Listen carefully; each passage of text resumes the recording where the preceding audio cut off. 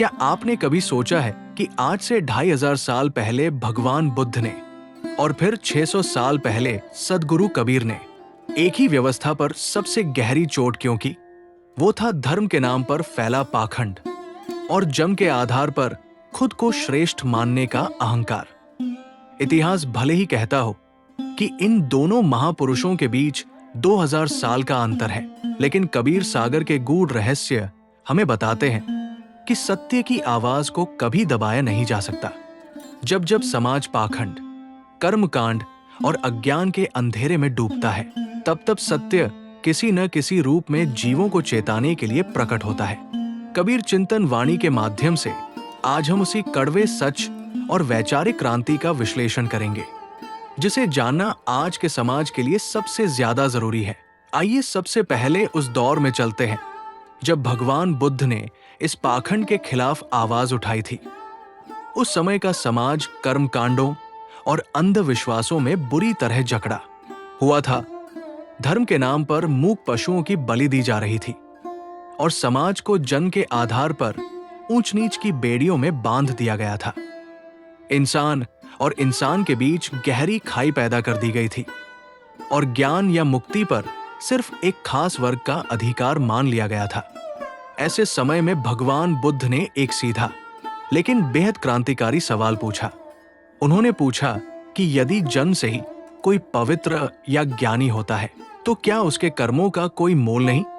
बुद्ध ने स्पष्ट शब्दों में घोषणा की कि कोई भी व्यक्ति जन्म से ब्राह्मण या अछूत नहीं होता, बल्कि अपने कर्मों से ही वो श्रेष्ठ या नीच बनता है। भगवान बुद्ध ने उस व्यवस्था को जड़ से हिला दिया जो इंसानियत का गला घोंट रही थी। उन्होंने बताया कि निर्वाण या मुक्ति किसी की बपौती नहीं है, ये हर उस इंसान का अधिकार है जो अपने भीतर के लालच, क्रोध और अज्ञान को खत्म कर दे।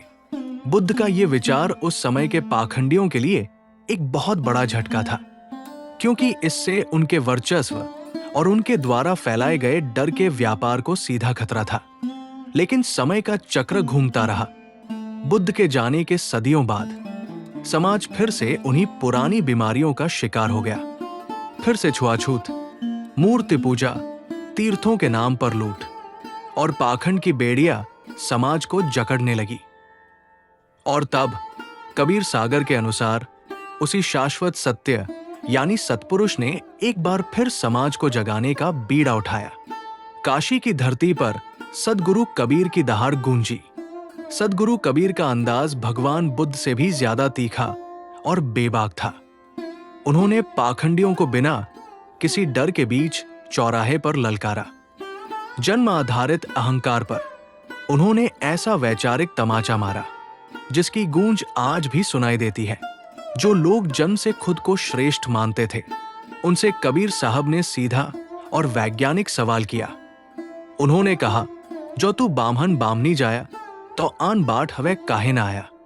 अर्थात अगर तुम खुद को जन्म से दूसरों से अलग और श्रेष्ठ मानते हो तो तुम्हारे जन्म लेने का तरीका बाकियों से अलग क्यों नहीं था? क्या तुम्हारे शरीर में खून की जगह दूध बहता है? कबीर साहब की ये बेबाकी सिर्फ एक वर्ग तक सीमित नहीं थी। उन्होंने हर उस व्यवस्था को धो डाला जो इंसान को अंधविश्वास में धकेल रही थी। हिंदुओं और मुसलमानों दोनों के पाखंडों पर उन्होंने समान रूप से चोट की। पत्थरों की पूजा और कर्म कांडों पर प्रहार करते हुए उन्होंने कहा, पहन पूजे हरि मिले तो मैं पूजो पहार, ताते ये चाकी भली पीस खाए संसार। अगर हम गहराई से चिंतन करें तो पाएंगे कि भगवान बुद्ध और सद्गुरु कबीर का लक्ष्य एक ही था। दोनों ही महापुरुषों ने इंसान को बाहर के कर्म कांडों से निकालकर उसके भीतर बैठे शुद्ध चेतन स्वरूप से मिलाने का काम किया। बुद्ध का शून्यवाद और ध्यान तथा कबीर का निर्गुण निराकार और सुरती शब्द योग असल में एक ही सत्य के दो आयाम हैं। दोनों ने मध्यस्थों यानी पुजारियों और ठेकेदारों को नकार दिया और बताया कि सत्य तक पहुंचने का रास्ता तुम्हारे अपने भीतर से होकर जाता है। इन दोनों का विरोध किसी व्यक्ति विशेष या किसी जाति से नहीं था। उनका विरोध उस अहंकार और उस सड़ीगली व्यवस्था से था जो इंसान को इंसान नहीं समझने देती। उनका उद्देश्य किसी को नीचा दिखाना नहीं, बल्कि सोए हुए इंसानों की चेतना को जगाना था। आज 21वीं सदी में भी जब हम धर्म के नाम पर आपस में लड़ते हैं, जातियों के नाम पर भेदभाव करते हैं या चमत्कारों और अंधविश्वासों के पीछे भागते हैं, तो असल में हम भगवान बुद्ध और सद्गुरु कबीर दोनों की ही शिक्षाओं का अपमान कर रहे होते हैं। सच्ची क्रांति कभी तलवारों से नहीं आती, सच्ची क्रांति विचारों से आती है, और बुद्ध और कबीर के विचार आज भी उतने ही प्रासंगिक और क्रांतिकारी हैं जितने सदियों पहले थे।